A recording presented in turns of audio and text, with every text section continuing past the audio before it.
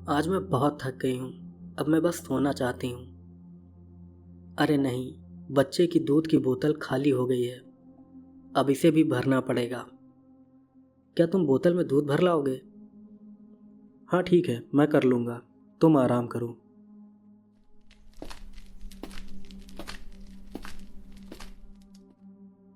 हे भगवान, ये क्या है?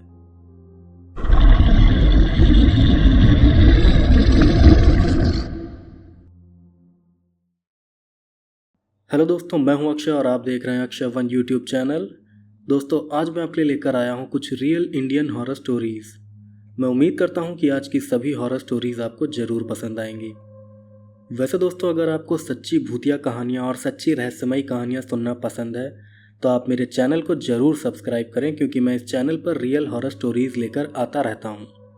साथ ही दोस्तों, अगर आपको मेरा काम पसंद आता है और आप मुझे सपोर्ट करना चाहते हैं तो आप मेरे वीडियोस पर आने वाले एड्स को पूरा देखकर मुझे सपोर्ट भी कर सकते हैं। आपके ऐड देखने से मुझे फाइनेंशियली सपोर्ट मिलेगा, जिससे मैं अपनी जीविका चला सकूंगा। तो ये था इंट्रो और अब शुरू करते हैं आज की रियल हॉरर स्टोरीज। मेरा नाम अमरेंद्र पाठक है।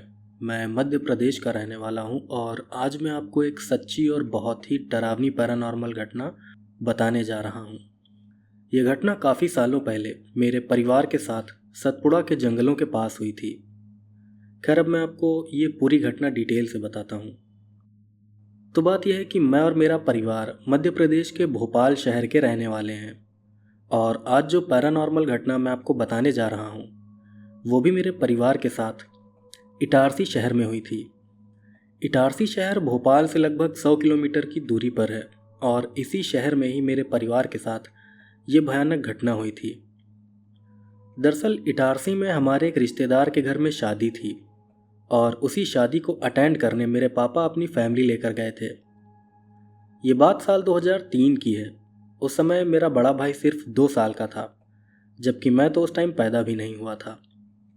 तो साल 2003 में एक बार मेरे पापा अपनी पूरी फैमिली यानी कि मेरी मम्मी, मेरे बड़े भाई और दादा दादी को साथ लेकर एक शादी अटेंड करने इटारसी गए थे। पापा अपनी कार से इटारसी के लिए निकले थे और कार भी वही ड्राइव कर रहे थे। पापा शाम को 7 बजे ही इटारसी के लिए निकल गए थे और शादी अटेंड करने के बाद रात को 12 बजे वो वापस घर भी लौट रहे थे। अब यहाँ पर मैं आपको कुछ बातें बता दूँ। दरअसल इटारसी एक छोटा सा शहर है जो सतपुड़ा नेशनल पार्क के पास मौजूद है। इस शहर के आसपास काफ़ी जंगली इलाका भी है और इसी जंगली इलाके में ही मेरे परिवार के साथ ये घटना हुई थी। खैर, अब घटना पर वापस आते हैं। तो साल 2003 में मेरे पापा इटारसी शहर में एक शादी अटेंड करके वापस घर आ रहे थे। पापा के साथ मेरे मम्मी, मेरा बड़ा भाई और दादा दादी भी थे। वो सब रात को 12 बजे कार से वापस भोपाल जा रहे थे। फिर जब मेरे पापा कार लेकर घर लौट रहे थे तभी रास्ते में एक ऐसी सड़क आई जिसके दोनों तरफ घना जंगल था। ये सड़क इटारसी शहर में ही थी और उस सड़क पर एकदम घना अंधेरा छाया हुआ था, क्योंकि उन दिनों ज़्यादातर सड़कों पर स्ट्रीट लाइट भी नहीं होती थी। उस अंधेरी सड़क पर मेरे पापा कार चलाते हुए आगे बढ़े जा रहे थे। उस सड़क पर इतना ज़्यादा अंधेरा था कि मेरे पापा को भी सड़क का सिर्फ उतना ही हिस्सा दिखाई दे रहा था जितने हिस्से में कार की हेडलाइट पड़ रही थी। कार की हेडलाइट में दिख रही सड़क के अलावा वो पूरी जगह अंधेरे में डूबी हुई थी। खैर, फिर उस रास्ते पर कुछ दूर आगे बढ़ते ही मेरे पापा को सड़क पर आगे की तरफ एक अजीब सी पीले रंग की रोशनी दिखाई दी। वो रोशनी सड़क पर 200 मीटर आगे चमक रही थी और उस रोशनी को देखने से लग रहा था कि जैसे वहां पर आग जल रही हो। फिर जब मेरे पापा कार लेकर उस रोशनी के थोड़ा नज़दीक पहुंचे तब उन्होंने देखा कि असल में वो रोशनी एक जलते हुए आदमी से निकल रही है। वो आदमी सड़क के किनारे खड़ा था और उसका पूरा शरीर धूं धूं करके बहुत ही भयानक तरह से जल रहा था। उस जलते हुए आदमी को देखते ही मेरे पापा ने अपनी कार रोक दी। फिर कार रोककर जब मेरे पापा ने उस जलते हुए आदमी को ध्यान से देखा तब उन्हें पता चला कि आग से जल रहा वो आदमी बहुत ज़्यादा लंबा है। वो आदमी तकरीबन 9 फुट लंबा था और उसे देखने से लग रहा था कि जैसे वो कोई इंसान नहीं बल्कि कोई और ही भयानक जीव हो। वो आदमी बहुत ही बुरी तरह से जल रहा था लेकिन अजीब बात थी कि जलते हुए भी वो आदमी अपनी जगह पर बिल्कुल शांत खड़ा था। ना तो वो आदमी दर्द से चिल्ला रहा था और ना ही अपने शरीर पर लगी आग बुझाने की कोशिश कर रहा था।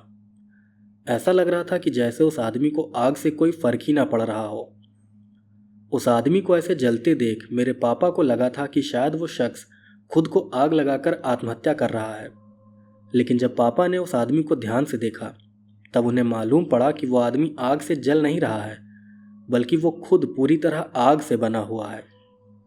उस जलते हुए आदमी को मेरे पापा के साथ साथ कार में बैठे बाकी लोगों ने भी देखा था और उसे देखकर वो सब भी बहुत ज़्यादा डर गए थे। फिर जब मेरे पापा उस जलते हुए आदमी को देख रहे थे तभी वो आदमी चलते हुए सीधा उनकी तरफ बढ़ने लगा। ये देखकर मेरे पापा समझ गए कि उनका सामना किसी पैरानॉर्मल एंटिटी से हो गया है। खैर फिर इसके बाद मेरे पापा ने कार स्टार्ट की और फिर तुरंत ही वो अपने रास्ते पर आगे बढ़ गए। लेकिन फिर जैसे ही वो कार लेकर वहाँ से जाने लगे वैसे ही उन्हें अपने पीछे से उसी जलते हुए आदमी के जोर जोर से हंसने की आवाज़ सुनाई दी।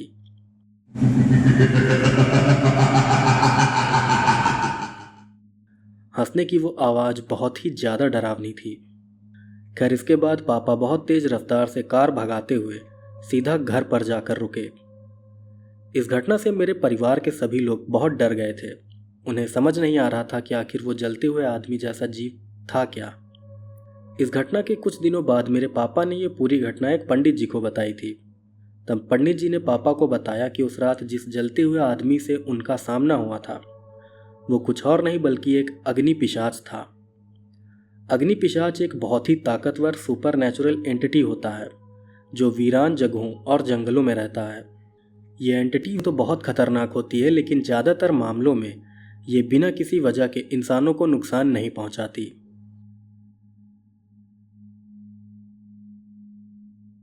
मेरा नाम रिया है, मैं महाराष्ट्र की रहने वाली हूँ और आज मैं आपको मेरे साथ हुई एक बहुत ही अजीब और डरावनी घटना बताने जा रही हूँ। जो घटना मैं आज आपको बताऊंगी वो मेरे साथ साल 2014 में हुई थी। बात यह है कि साल 2012 में मेरी शादी हुई थी और शादी के बाद से ही मैं अपने हस्बैंड के साथ पुणे शहर में रहने लगी थी। मेरे ससुराल में मेरे हस्बैंड और उनके मम्मी पापा हम कुल 4 लोग ही रहते हैं। तो बात यह है कि मेरी शादी के 2 साल बाद यानी कि साल 2014 में मुझे एक बेटा हुआ था।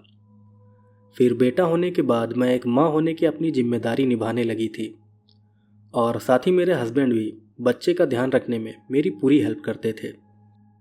खैर ये बात साल 2014 की है। तब एक रात को मैंने और मेरे परिवार के सभी लोगों ने खाना खाया और खाना खा के हम सब सोने के लिए अपने अपने कमरे में चले गए। फिर कमरे में जाकर जैसे ही मैं अपने बेड पर लेटी वैसे ही मुझे याद आया कि मेरे बच्चे की दूध की बोतल खाली हो गई है। तब बोतल में दूध भरने के लिए मैंने अपने हस्बैंड को भेज दिया। फिर मेरे हस्बैंड बोतल में दूध भरने किचन की तरफ चले गए। लेकिन जैसे ही मेरे हस्बैंड किचन की तरफ गए ठीक उसी समय मेरा बच्चा ज़ोर ज़ोर से रोने लगा। बच्चे को इस तरह से रोते देख मुझे लगा कि शायद वो भूख की वजह से रो रहा है। लेकिन फिर रोते रोते एकदम से मेरे बच्चे के हाथ पैर अकड़ने लगे। हाथ पैर अकड़ने के साथ ही अचानक से उसकी दोनों आंखें भी पलट गई थीं। अचानक ही उसकी आंखों की पुतलियां बिल्कुल पीछे चली गईं और उसकी आंखें एकदम सफ़ेद हो गईं। फिर आंखें पलटते ही बच्चे ने एकदम से रोना बंद कर दिया और वो बिल्कुल शांत हो गया। अपने बच्चे की ऐसी हालत देखकर मैं बहुत डर गई और डर के मारे मैं ज़ोर ज़ोर से अपनी सास को आवाज़ लगाने लगी। फिर मेरी आवाज़ सुनकर मम्मी जी मेरे पास आ गई। तब मम्मी जी के आते ही मैंने उनसे कहा कि मम्मी जी देखिए ना बच्चे को क्या हो रहा है। फिर मेरे ऐसे कहने पर उन्होंने भी बच्चे की हालत देखी। तब बच्चे को उस हालत में देखकर मम्मी जी भी बहुत घबरा गईं। उस समय मुझे लग रहा था कि शायद मेरे बच्चे की तबीयत खराब हो गई है, लेकिन मम्मी जी को वो सब कुछ और ही लग रहा था।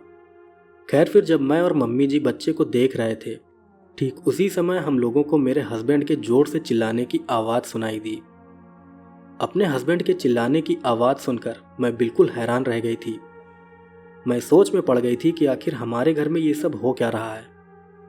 तभी फिर कुछ देर बाद ही मेरे हस्बैंड भागते हुए वापस कमरे में आ गए। जब वो कमरे में आए तब मैंने देखा कि वो बहुत डरे हुए लग रहे हैं। फिर उन्हें डरा हुआ देखकर मैंने उनसे पूछा कि क्या हुआ, आप इतना डरे हुए क्यों हैं। तब मेरी बात का जवाब देते हुए उन्होंने बताया कि उन्हें किचन के अंदर एक अजीब सा शैतानी जीव दिखाई दिया है। अपने हस्बैंड की ये बात सुनकर मैं बिल्कुल हैरान रह गई थी। मैं सोच में पड़ गई थी कि आखिर वो कैसी अजीब बात कर रहे हैं। फिर अपने हस्बैंड की इस बात पर मैंने उनसे कहा कि आखिर आपने किचन में देखा क्या, थोड़ा सही से बताइए। तब मेरी बात पर उन्होंने कहा कि जब मैं बोतल में दूध भरने किचन गया तब मैंने देखा कि वहाँ फ्रिज के पास एक आधे इंसान और आधे बिल्ली जैसा कोई भयानक जीव खड़ा है। वो जीव 7 फुट से भी ज़्यादा लंबा था और वो बिल्कुल किसी इंसान की तरह 2 पैरों पर खड़ा था। उसका रंग बिल्कुल काला था और उसकी आंखें भी चमकदार पीले रंग की थी। वो जीव दिखने में बहुत ही ज़्यादा अजीब था। उसका सर किसी बड़ी बिल्ली जैसा था, जबकि उसका बाकी शरीर बिल्कुल किसी इंसान के जैसा था। किचन में जाते ही मेरी नज़र सीधा उस भयानक जीव पर पड़ गई और उसे देखते ही डर के मारे मेरी चीख निकल गई। फिर मेरे चीखते ही वो जीव मेरी तरफ देखने लगा और मुझे देखते ही देखते वो गायब भी हो गया। वो भयानक जीव एकदम से हवा में मिलकर गायब हो गया था। अपने हस्बैंड की बताई ये बातें सुनकर मैं और मम्मी जी हम दोनों बहुत डर गए थे।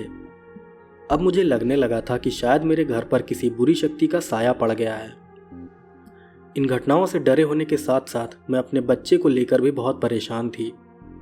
उस समय मुझे अपने बच्चे की बहुत फिक्र हो रही थी, लेकिन मुझे समझ नहीं आ रहा था कि आखिर मैं करूं तो करूं क्या। डर की वजह से मेरे दिमाग ने उस समय काम करना बंद कर दिया था।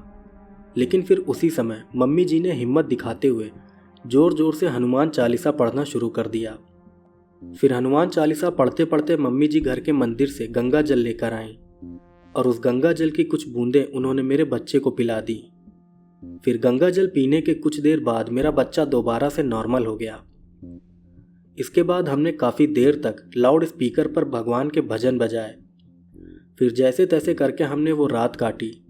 इसके बाद अगले दिन ही मेरे हस्बैंड एक पंडित जी को घर लाए, उनसे घर में पूजा करवाई और पूरे घर का शुद्धिकरण करवाया। घर में पूजा कराने के बाद जब हमने पंडित जी से उस आधी बिल्ली और आधे इंसान जैसे जीव के बारे में पूछा, तब उन्होंने बताया कि वो जीव एक बुरी शक्ति थी जो हमारे बच्चे को नुकसान पहुंचाने आई थी। वो बुरी शक्ति क्या थी और वो हमारे घर के अंदर कैसे आ गई, ये बात पंडित जी भी हमें बता नहीं पाए थे। इस घटना से मैं और मेरे परिवार के सभी लोग बहुत ज़्यादा डर गए थे। इसीलिए हमने कुछ महीनों बाद ही एक पहुंचे हुए तांत्रिक से अपने घर के चारों ओर कीले गड़वाकर अपने पूरे घर को बंधवा लिया था, ताकि दोबारा कोई बुरी शक्ति हमारे घर के अंदर ना आ सके। मेरा नाम अंकुर मिश्रा है। मैं राजस्थान के जयपुर शहर का रहने वाला हूँ और आज मैं आपको मेरे साथ हुई एक बिल्कुल रियल पैरानॉर्मल घटना बताने जा रहा हूँ। जो घटना मैं आज आपको बताऊँगा वो मेरे साथ 2 साल पहले हुई थी। बात यह है कि साल 2023 में मैं अचानक से बहुत बीमार पड़ गया था। उस टाइम मैं जयपुर की एक कंपनी में जॉब कर रहा था, लेकिन बीमारी की वजह से मैं अपनी ड्यूटी पर भी नहीं जा पा रहा था। उस दौरान कई दिनों तक मेरी तबीयत बहुत ख़राब रही थी, लेकिन फिर मेरे साथ एक अजीब घटना हुई और उस घटना के बाद मैं अपने आप ही बिल्कुल ठीक हो गया। दरअसल साल 2023 में मेरे लीवर में कुछ दिक्कत हो गई थी, जिस वजह से मुझे भूख लगना बिल्कुल बंद हो गई थी। काफ़ी दवा कराने के बाद भी मुझे कोई आराम नहीं मिल रहा था। बीमारी की वजह से मैंने काम पर जाना भी बंद कर दिया था। उस टाइम मैं बस दवाएं खाता था और पूरा दिन अपने बिस्तर पर ही पड़ा रहता था। सबसे अजीब बात तो ये थी कि कई टेस्ट कराने के बाद भी डॉक्टर्स को मेरी बीमारी की वजह समझ नहीं आ रही थी। मेरे हर टेस्ट का रिजल्ट बिल्कुल नॉर्मल आता था, इसलिए डॉक्टर भी समझ नहीं पा रहे थे कि आखिर मुझे हुआ क्या है। उस दौरान बीमारी की वजह से मेरा शरीर भी बहुत कमज़ोर हो गया था। मैं काफ़ी दिनों तक इसी तरह बीमार रहा था, लेकिन फिर मेरे साथ एक अजीब घटना हुई और उसके बाद धीरे धीरे मेरी तबीयत ठीक होने लगी।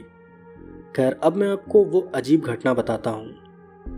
तो बात यह है कि एक बार शाम को मैं अपने बेड पर लेटा हुआ था और तभी मेरी मम्मी ने आवाज़ लगाकर मुझसे कहा कि अंकुर, मैं मार्केट जा रही हूँ, अभी थोड़ी देर में आ जाऊँगी।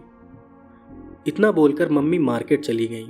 फिर मम्मी के मार्केट जाते ही मैंने अपने कमरे का दरवाज़ा अंदर से बंद कर लिया और कमरा बंद करके मैं सो गया। मुझे सोते हुए अभी आधा घंटा ही बीता था कि तभी दोबारा से मुझे मम्मी की आवाज़ सुनाई दी। अंकुर। मम्मी की वो आवाज़ सुनकर मैं नींद से जाग गया।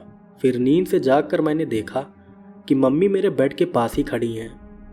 बेड के पास खड़ी होकर वो मुस्कुराते हुए मुझे देख रही थी। फिर मम्मी को वहाँ देखकर मैंने उनसे पूछा कि अरे मम्मी, आप बाजार से वापस आ गई क्या? मैंने उनसे ये बात कही, लेकिन उन्होंने इस बात पर बिल्कुल भी ध्यान नहीं दिया। खैर, फिर कुछ देर बाद मम्मी ने मुझसे पूछा कि तुम्हारी तबीयत ज़्यादा खराब है क्या? उनकी ये बात मुझे बहुत अजीब लगी, क्योंकि मेरी तबीयत के बारे में उनको सब कुछ पहले से पता था। हालांकि उनका ये सवाल बहुत ही अजीब था, लेकिन तब भी मैंने उस बात का जवाब देते हुए कहा कि तबीयत तो उतनी ही खराब है जितनी पहले थी, लेकिन अब कमज़ोरी बहुत ज़्यादा हो गई है। फिर मेरी इस बात का जवाब देते हुए मम्मी ने कहा कि कोई बात नहीं बेटा, अब तुम ठीक हो जाओगे, तुम अब सो जाओ। फिर मम्मी ने जैसे ही कहा कि तुम सो जाओ, वैसे ही मेरे सर में बहुत तेज दर्द होने लगा। सर में दर्द होने की वजह से मैंने अपनी आंखें बंद कर ली और आंखें बंद करते ही मुझे नींद आ गई। फिर नींद आने के कुछ देर बाद मुझे फिर से मम्मी की आवाज़ सुनाई दी, अंकुर। मम्मी मुझे आवाज़ लगाते हुए मेरे कमरे का दरवाज़ा खटखटा रही थी। फिर उस आवाज़ से मैं दोबारा नींद से जाग गया। नींद से जागने के बाद मैंने अपने कमरे का दरवाज़ा खोला। दरवाज़ा खोलते ही मुझे याद आया कि इससे पहले भी मम्मी मेरे कमरे में आई थी और तब उनके जाने पर मैंने दरवाज़ा अंदर से बंद भी नहीं किया था। फिर ये दरवाज़ा अपने आप अंदर से बंद कैसे हो गया, ये बात मुझे समझ नहीं आ रही थी। खैर, फिर इसके बाद मैंने मम्मी से पूछा कि अभी कुछ देर पहले तो आप मेरे कमरे में आई थी, फिर जाते हुए आपने ये दरवाज़ा अंदर से कैसे बंद कर दिया? मेरी इस बात पर मम्मी बहुत ही हैरान होकर बोली कि ये कैसी बातें कर रहे हो, अभी थोड़ी देर पहले तो मैं मार्केट में थी, फिर मैं तुम्हारे कमरे में कैसे आ पाऊंगी? मम्मी की इस बात पर मैंने कहा कि अगर थोड़ी देर पहले आप मार्केट में थी तो आपके जैसी दिखने वाली वो कौन औरत थी जो मेरे कमरे में आई थी? मेरी इस बात पर मम्मी ने कहा कि मेरे जैसी दिखने वाली कोई औरत यहाँ कैसे आ सकती है? तुमको जरूर कोई वहम हुआ होगा। मम्मी को मेरी बात पर विश्वास ही नहीं हो रहा था। उन्हें लग रहा था कि जैसे मुझे वहम हुआ है, इसीलिए वो मेरी बात पर भरोसा नहीं कर रही थी। मम्मी को मेरी बात पर विश्वास नहीं था, लेकिन मुझे अच्छे से पता था कि मैंने क्या देखा था। मैं अच्छे से जानता था कि ये कोई नॉर्मल घटना नहीं है, लेकिन तब भी मैंने इसे नज़रअंदाज कर दिया, क्योंकि और मैं कर भी क्या सकता था। खैर, इस घटना के बाद धीरे धीरे मेरी तबीयत में सुधार होने लगा। फिर कुछ ही दिनों के अंदर मैं बिल्कुल ठीक हो गया। अपने अचानक ठीक हो जाने से मैं खुद हैरान रह गया था। यहाँ तक कि मेरे घर वाले भी इस बात से काफ़ी हैरान थे। मुझे लगता है कि मेरी तबीयत को ठीक करने में उसी शक्ति का हाथ है जो एक शाम को मेरी मम्मी की शक्ल लेकर मेरे पास आई थी। वो औरत कोई आत्मा थी या कोई देवता, ये तो मैं नहीं जानता, लेकिन मैं इतना ज़रूर जानता हूँ कि उसने मुझे ठीक कर दिया। दोस्तों, ये थी आज की कुछ रियल इंडियन हॉरर स्टोरीज़। मैं जानता हूँ कि ये स्टोरीज़ बड़ी नहीं है और ये बहुत ही ज़्यादा ड्रामेटिक नहीं है, लेकिन मैं आपको बता दूँ कि रियल लाइफ इंसिडेंट इसी तरह के होते हैं। जो भी बड़ी घटनाएं होती हैं वो रियल नहीं होती, ज़्यादातर वो काल्पनिक होती हैं। और अगर कोई बड़ी और बहुत ही कॉम्प्लेक्स टाइप की अगर कोई स्टोरी होगी तो ऐसा बहुत कम होता है कि वो रियल हो। खैर दोस्तों, आज का वीडियो यहीं पर ख़त्म होता है। मैं उम्मीद करता हूँ कि ये वीडियो और ये आज के वीडियो की सभी स्टोरीज़ आपको ज़रूर पसंद आई होंगी। अगर आपको स्टोरीज़ पसंद आती हैं तो प्लीज़ आप वीडियो को लाइक कीजिएगा, कमेंट कीजिएगा कि आपको किस टॉपिक पर स्टोरीज़ सुनना पसंद है। फॉरेन स्टोरीज़ सुनना ज़्यादा पसंद है, इंडियन हॉरर स्टोरीज़ सुनना पसंद है, या फिर क्रिप्टिड क्रीचर्स की स्टोरीज़ सुनना पसंद है। इसके अलावा दोस्तों, अगर आप चैनल पर नए हैं तो चैनल को ज़रूर सब्सक्राइब करिएगा ताकि आप मेरे वीडियो देख सकें। खैर दोस्तों, मिलते हैं आपसे अगले वीडियो में। तब तक के लिए जय श्री कृष्ण।